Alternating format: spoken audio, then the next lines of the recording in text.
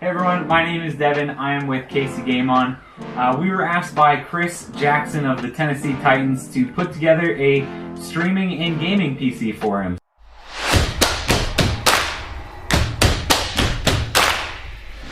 So it turns out that I'm really bad at narrating while trying to build a computer, so I decided to do it this way instead.